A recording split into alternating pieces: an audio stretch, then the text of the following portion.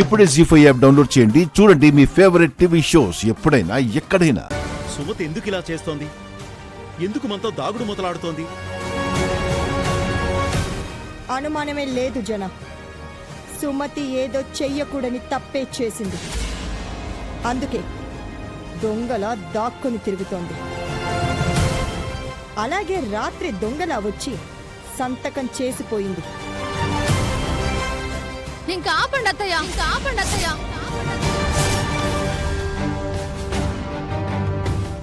మీరందరూ అనుకుంటున్నట్టు ఆ సంతకం సుమతి అత్తమ్మ పెట్టలేదు.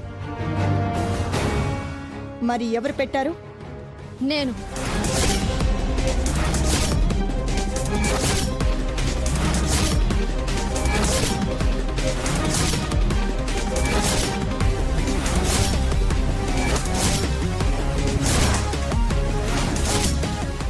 సుమతి సంతకం నువ్వెలా పెట్టావు సీత?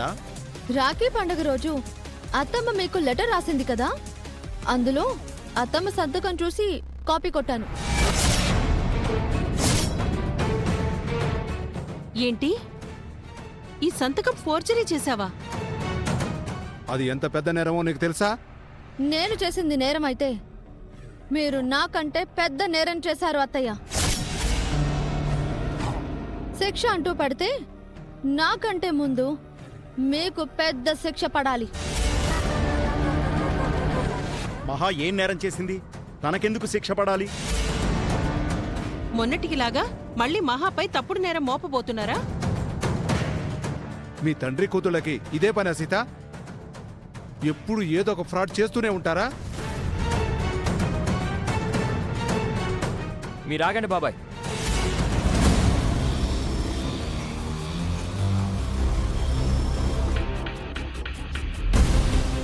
పిన్ని ఏం చేసింది సీత? రాత్రి నేను ముఖర్జీ గారికి ఫోన్ చేశాను మామ. మీ పిన్ని చెప్పినట్టు అగ్రిమెంట్లో సుమతి అత్తమ్మ సంతకం తప్పనిసరి అన్న నియమం ఏమీ లేదంట. అసలు అలాంటి అగ్రిమెంట్ ఏది ఆయన పంపలేదంట.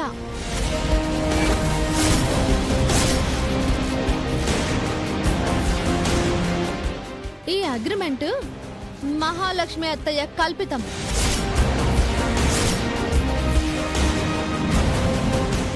కావాలంటే ఇప్పుడే మీరు ముఖర్జీ గారికి ఫోన్ చేసి కనుక్కోండి.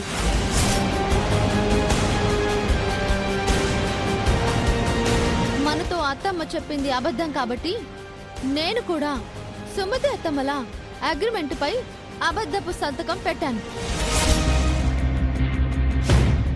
ముళ్ళుని ముళ్ళుతోనే తీశాను. ఏంటి పిన్ని, సీత చెప్పింది నిజమా? ఈ అగ్రిమెంట్ ముఖర్జీ గారు పంపించలేదా? అడుగుతున్నారు కదా అత్తయ్య, మీరు చేసిన నిర్వాహకం ఏంటో చెప్పండి. ఎందుకు ఇలా చేశారు పిన్ని? దేనికోసం ఇదంతా చేశారు?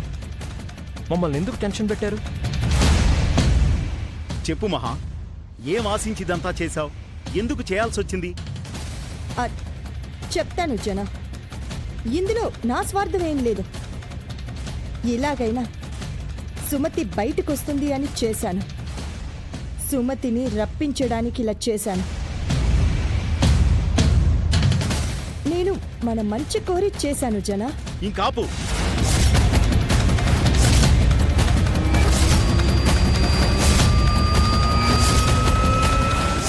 జీ5 యాప్ డౌన్లోడ్ చేసి అన్ని ఎపిసోడ్స్ పూర్తి ఉచితంగా చూడండి.